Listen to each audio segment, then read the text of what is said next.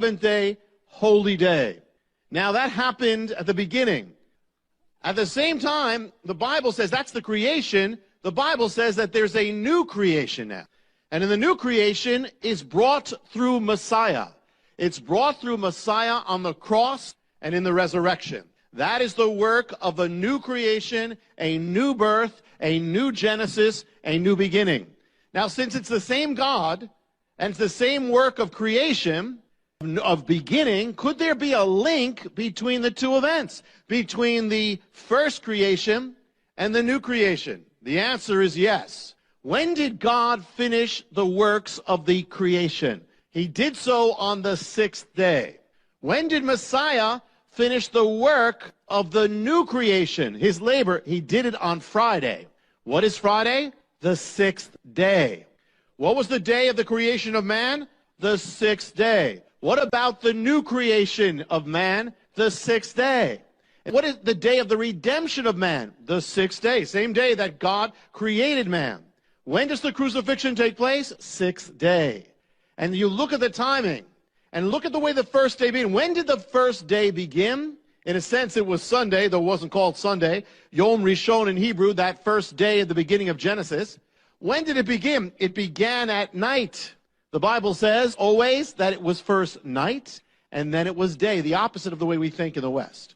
In the Hebrew calendar, it always begins at night. Every holiday, as you know, begins when the sun goes down. The sun goes down, it is Erev, it is evening, the new day begins. That's why it's not just because of the Hebrew holidays. Every day on the calendar is like that. It's just you note it when the Hebrew holiday comes up that you only start at sundown. So the first day, the reason why that is because it's in Genesis that way.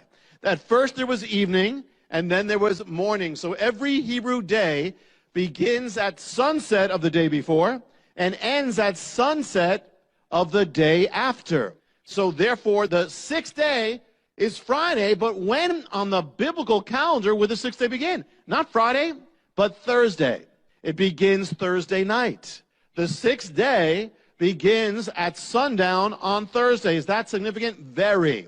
Because that's the exact time when, in a sense, the passion of Messiah begins. That sixth day begins Thursday night at sundown with what? With the beginning of the Passover Seder. It starts at sundown.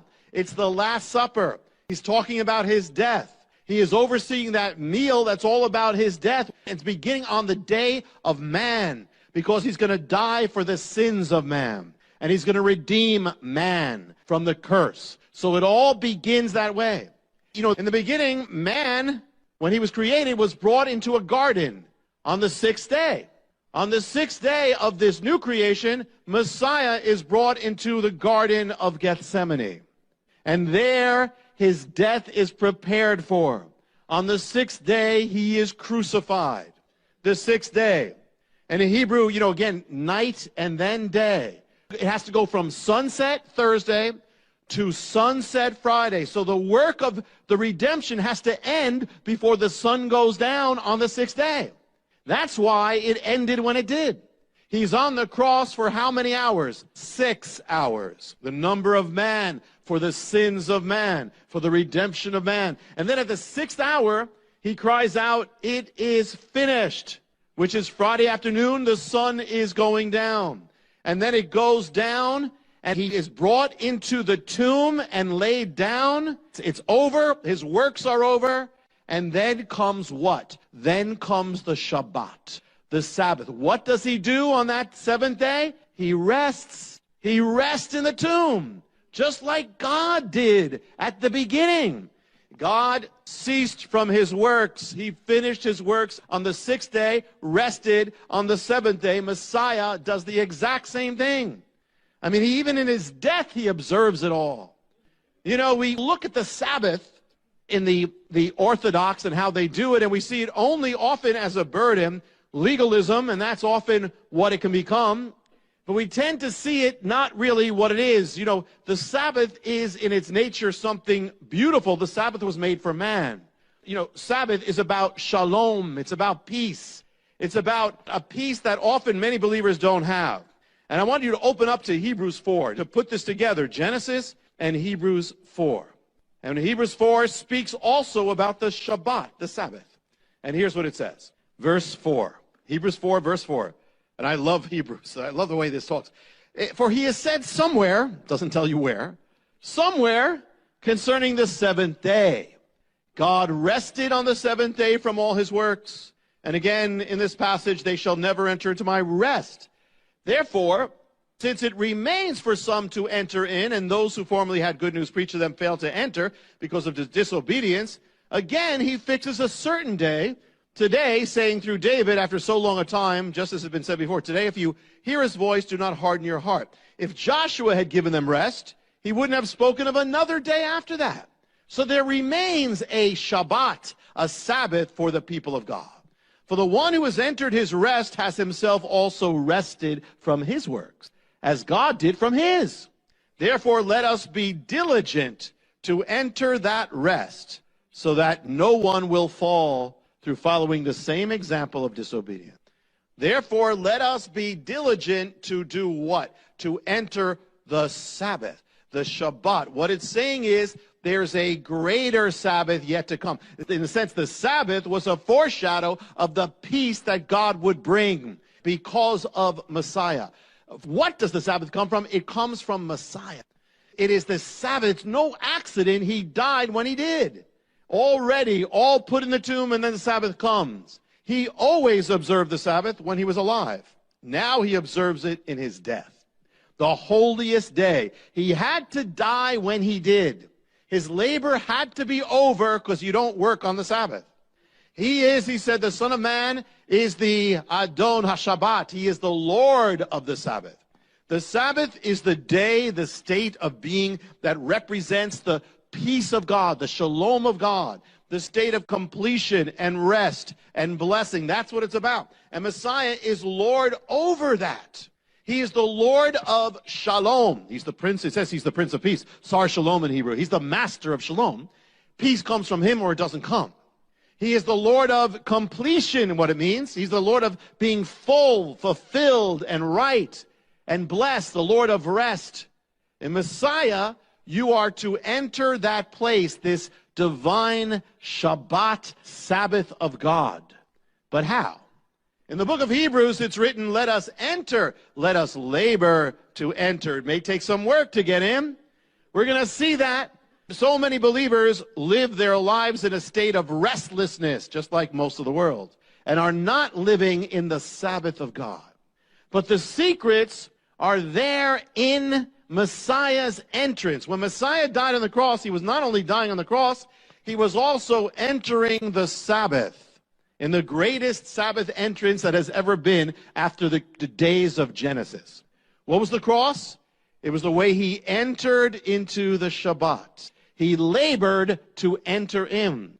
And so the amazing cool thing is, when you look at Messiah on the cross, you actually find keys of entering the peace of God for your life. And keys of entering the place in God where you can have completion and healing and fullness. Messiah, Lord of the Sabbath, teaches us how to enter the Sabbath on the cross, because that's what he's doing. Aside from everything else, he's also entering the Sabbath. And we're going to look at a few of those keys tonight. It's really cool, because you wouldn't think so. That's exactly what's happening. On the cross, John 19:28, he says, I am thirsty. I am thirsty, quoting from the Psalms. Is there any key there about peace with God with that? Yes, there is. One of the keys of having peace with God and peace in your life is you have to bring your needs to God. Whatever that is, as much as you don't, you're in trouble. And you'll never be at peace. As much as you pretend you don't have a need, you will never have peace with God. You know, as much as you try to fulfill your own need, you will never have peace with God. As much as you keep two worlds apart, hey, you know, at home I'm one way, I'm here and I'm pretending everything's fine in my life, and yet I have a real need. If you don't bring that to God, you're not going to have peace. You have a need for people to accept you. Listen, we know that's not the end. We shouldn't be there at the end. But if you have the need, don't pretend you don't have it. Bring it to God. You know, whatever the need is, you're lonely, bring it to God. You know, it may even be, you know, you're tempted, bring it to God is what it's saying. You have to bring your thirst to him, and you have to confess it if you're going to be touched, if you're going to have peace in your life. He said, come to me, all you who are weary and burdened down, and I'll give you rest. And come to me, all you who are thirsty, come and drink. First thing is, don't hide your need. People get into big trouble for doing that. And some of the great saints of God, I mean, David got into big trouble for keeping kind of two things in his life and pretending he didn't have that need. You know, God said, why don't you come to me? The thing is, whatever it is, even if you're being tempted, that's a need, bring it to God. God is never saying, don't bring it to me. I don't want to touch. He never says, I won't deal with it. He'll deal with it. Bring it to God. And he's there. Next thing he says on the cross, another key to the Sabbath of God, of Messiah.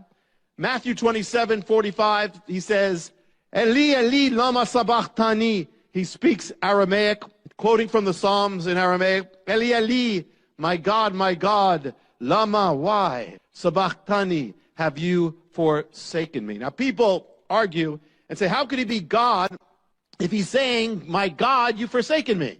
That's the awesome thing about the cross. It's God actually separating himself from himself so he could be one with us who are separated from God. And yet it's all that, and it's also part of the Sabbath entrance. I mean, you wouldn't expect a leader to say this publicly, and here of all people, Messiah, to say this, to say something like that, saying that God has separated, has forsaken him. And he's saying, why? But another next key related to the first, for you to have peace with God, peace in your life, is that come as you are. Bring everything, even the sin in your life, especially the sin, God wants it. The guilt, especially the guilt. I mean, he took all these things on the cross, and he already took your sin, so if you're holding on to your sin, you're a thief, because it belongs to him. You know, no matter what it is, maybe you think that God promised you something that didn't happen in your life, and you've been dealing with this, and it's been separating you from God. Until you get this out with God, you're not going to have peace. Even the separation from God, don't let that, even, listen, if God himself is saying, God, why are you far from me? If God could separate from himself and still be God, that means that no matter how far you feel from God, there's a way, doesn't matter what it is, even that won't separate you from God. You could have committed murder, and that still won't separate you from God if you bring it to God. It's just you don't feel him close. Bring it to him. You're mad at God.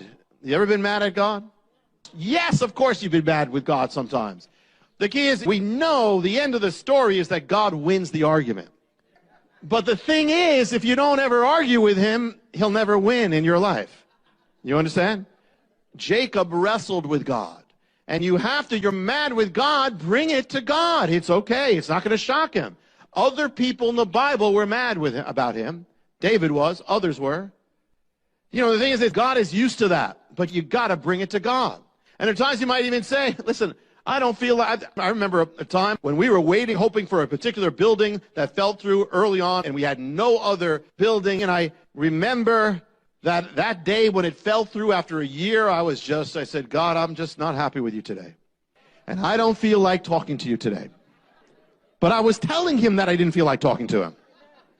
It was okay if you don't feel like talking to him as long as you tell him about it. What happened was, God then did the biggest miracle. The next day, he got us the building. But I had to get to that point. If I just didn't deal with it, not it. Lama, he says, why, God? Which means we don't have to understand everything, but still bring it to him. Why, God? I don't understand, but I don't have to understand everything, but this is what I'm feeling. Come as you are. No matter how distant you are from God, he's there with you, also knowing what it is to be distant from God. Even in that. Eli, Eli, lama sabachthani. Even then, my God, you're still my God, even though I don't understand what you're doing. Messiah's word on the cross. One of the things he says on the cross in John 19:28, woman, behold your son. Behold, man, behold your mother. What's this about? Some people say in the Catholic Church, there are those, well, that means Mary's your mother. Well, then it would mean that John's our son, but that doesn't go. You know, he's saying something because he's leaving the world. He's going to be gone. How do you enter the Shabbat of God? He's tying up the loose ends. why you may not have peace is there are loose ends in your life that you never tied up. And you never tied it up with God. Maybe unfinished business you never did. Maybe something with your parents. Maybe something with another. Maybe you wronged somebody and you never asked forgiveness. You never made it right. Well, part of entering the Sabbath is this. He's finishing up. You know, you can relate to this. You're going on vacation, and it takes you like days to finish up in order to go on vacation. And it takes a lot of work to go on vacation. You know, there are times I remember, I don't know if the vacation was worth it, how much it took to get to that vacation and finish up. But if I didn't finish it up, I could never go. If you want to enter God's rest, then if there's unfinished business, you need to bring it to God and finish it up. You know, Zacchaeus, when he was saved, he didn't say, okay, I'm saved, so forget about everybody else. He said, okay, I'm going to go back to everybody, and I'm going to give them 4 times as much as I ripped them off for. He was tying it up. This was a man who undoubtedly had peace. You ever leave home and you're thinking, wait, there's something I left on, or there's something there. Something not, I left the light on. I left the oven on. I left the mixer. I left the machine on. I left the lawnmower on. And there's something there and you don't have peace because there's something unfinished. Maybe right now you have something at home and you have no peace. You can't have rest and peace until you can say goodbye, finish it up, wrap it up. If there's something in your life, wrap it up. Something gnawing on you, wrap it up. Some guilt, some shame, wrap it up with God. It's His. Messiah on the cross in Luke 23:34, he said the most awesome words, Father, forgive them, for they know not what they do. Here he is bleeding to death. They're killing him wrongly, hating him, mocking him, degrading him, despising him. And what does he do? He asked for forgiveness for them. He's forgiving them. He didn't die with any grudges. He has forgiveness on those who are crucifying him and making him bleed to death and mocking him as he does. But what's he doing? He's entering the Shabbat, which teaches us something very important. How do you find peace in your life? You are not going to have peace if you don't forgive. You must forgive for your own sake, for their sake, for your sake. And some of you, and in the Lord, you still hold grudges, and as much as you do, you don't enter the kingdom, you don't enter the peace of God. You have grudges, you're frustrated all the time, you're angry all the time. You are defrauding yourself of the peace of God. You're never going to have it until you let go of it. The ministry, or you can have just the Mysteries Volume 13, which is those 9 DVD set for a donation of $55 to the ministry. This is probably one of the most amazing offers of video and audio, and the things that are written as well, his books. So order that right now. We'll be right back after this special message, and we're going to talk about the mystery of the ghost kingdom. So don't go away. We will be right back after this special message. When you need a portable emergency power system that is ready at a moment's notice, the fuelless generator is exactly what you're looking for. If I thought an EMP bomb was coming, or if I thought there was going to be a big storm or a big problem, I would want one of these in my house. Something is going to happen in 2015 that is going to change how we view our system, how we view life. And when that something happens, you're not going to be able to get a fuelless generator. It's going to be impossible to get a generator. I'm really enthralled with this device. It's an elegant technology. With every storm we've had this winter, I just pull the thing out, I set it up in the living room, I run some extension cords into other rooms. I even ran my 60-inch television off it. Call 1-888-988-1588 or write to Jim at P.O. Box 7330, Branson, Missouri 65615. It's such an incredible offer. For example, this is for a donation of $2,500 to the ministry. And the unit just by itself is a retail value of $2,500, but you're also going to get a solar panel, which is a retail of $500, then the 20-foot extension cord, and that retails for over $50, and then the crane, which is a retail of over $200. So it's an absolutely incredible savings. A lot of people ask me to endorse stuff and all that. This is the only thing I have been endorsing like this. I fully believe in this product. Wow. But can you imagine in the pitch darkness that you have light? You can also go to the website JimBakkerShow.com. Thank you for your continued support that helps keep us broadcasting around the world.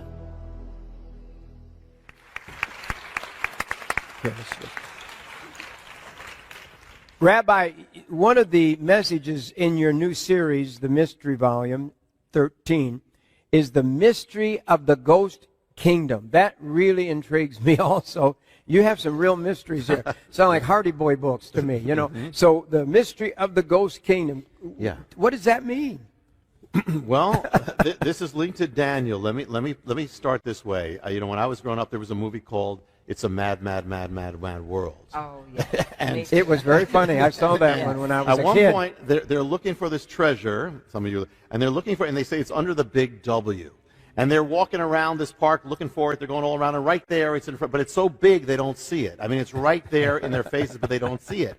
Well, this is a prophetic. I want to share a prophetic end-time mystery that is like that big W. In other words, it is so big, and it's right there, and we, for the most part, have not seen it. This is going to be kind of a whole new take on it. And beginning with Daniel 2. Daniel sees the statue of the kingdoms that represent the 4 great empires of the world. The last one being the 4th one is the Roman. It's the final form. It's going to be the end-time kingdom as well. So he sees all that there. Now, this is what he says about that 4th kingdom. Daniel 2 says this, verse 33. His legs were of iron, his feet part of iron and part of clay. So the Roman Empire is represented by the legs and then the feet. And then verse 40 says this, the 4th kingdom shall be as iron breaks in pieces and subdues everything, all things. As iron breaks all these things, it will break in pieces and bruise. And where you saw the feet and the toes, part of the potter's clay and part iron, the kingdom shall be divided. But there shall be in it of the strength of iron, as much as so the iron mixed with the clay. And as the toes, the feet were part iron, part clay, the kingdom shall be partly strong and partly broken. And where you saw iron mixed with the miry clay, they shall mingle themselves with the seed of men, but shall not cleave to one another, even as iron is not mixed with clay. All right. Rome. The traditional view of prophecy is this. Rome was the ancient kingdom. It fell in ancient times, long gone. We're waiting for when it will reappear. Now, that is true. That is true. Much can be said, but there's a whole nother realm of this that is true that I believe we've missed. In fact, the 4th empire is already here. And let me share this. Here's the key. First key is the legs are divided. It's a divided, and then the toes, it says it's a divided kingdom, divided empire. And so it is divided in clay, iron, divided with the legs, divided there. It's an empire of division or duality. 2 things, Rome, iron and clay.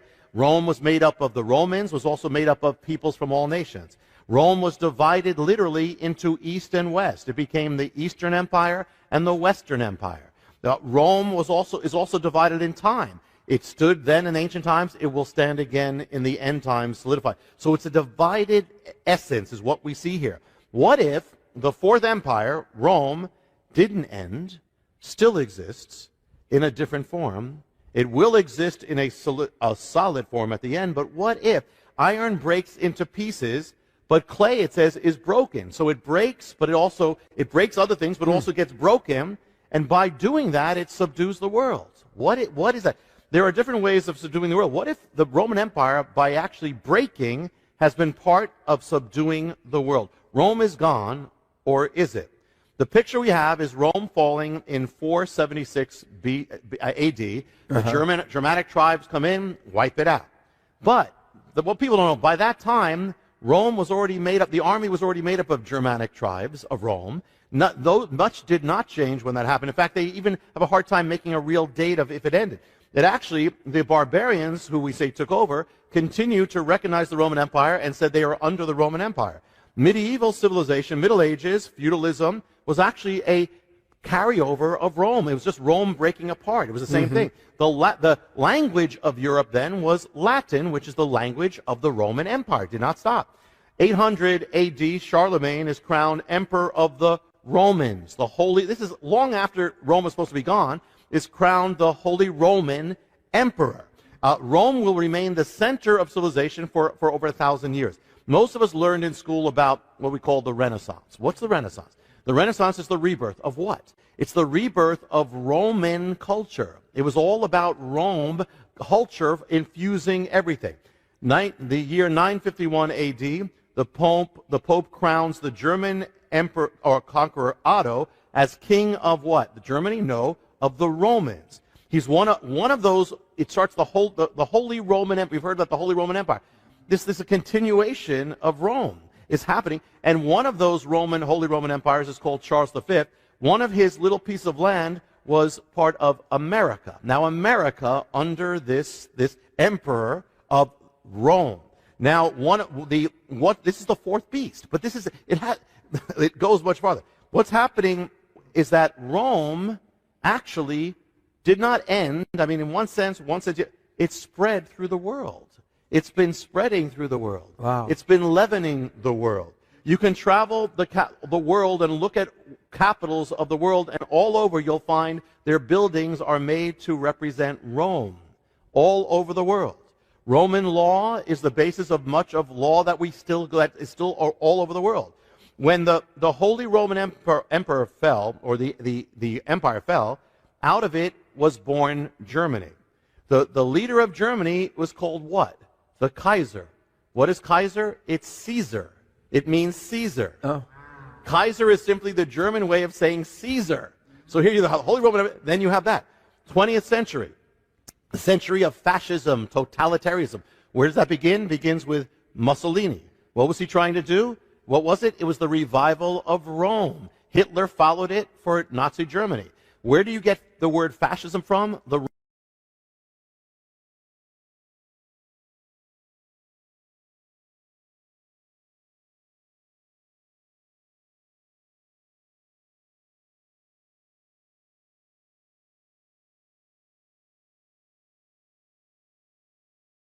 reign, they ruled as what? What's their title? Pontifex Maximus. What's that title? That was the title of the Caesar of Rome. The emperor of Rome was the Pontifex Maximus. They took that from the same leader of Rome. The diocese, that's how Rome divided up Rome into dioceses. Well, through the Catholic Church, it divided up, the world has been divided up as the Roman Empire. I'm now not saying people in the Catholic Church know this or that's the point, but this is all the same, the continuation of the same thing. What language? Latin. From Rome comes the idea of the global state. The fourth kingdom, actually from the pieces of the fourth kingdom, which became France, Spain, England, and others, they colonized the entire world. The entire world, in other words, Rome broke up into France, England, and they each became an empire that subdued the entire world. I mean, you have the Spanish Empire, the French Empire, the British Empire. The British Empire, just one little piece of Rome, subdued 1/4 of the entire world. Some say 1/3 of the world. In other words, Rome has already been spreading and has been subduing culture, has been changing culture. One of the colonies from that little fragment of Rome is America. Colony, even the word comes from Rome. Our building, you go to Washington, D.C., and you'll see, look at the buildings there. The Capitol building is modeled after the Roman Pantheon. The Pantheon means the temple of all gods. That is our Capitol building. What does it rest on? Rests on Capitol Hill. What's that from? That's from Capitoline Hill, named after the Roman hill. You can look at the Supreme Court building, same thing. It is the Roman thing. Even the word, what's our highest body of ruling? The Senate. Where's that from? Rome. The president, the word president comes from Rome. The language of Rome, Latin, in one form or another, has covered the world. If you speak Spanish, that's basically Latin just morphed. It morphed into Spanish. You speak French, it's Latin, morphed into French. You speak Portuguese, it's Latin. It's the Roman language, morphed into that. Romanian, same thing, all that. English, we say English. English, what is English? English is Latin mixed in with German. In other words, it's Rome and the barbarians come together. It's the iron and the clay. Mixed together. Mixed together, iron and the clay, and it's covered the world.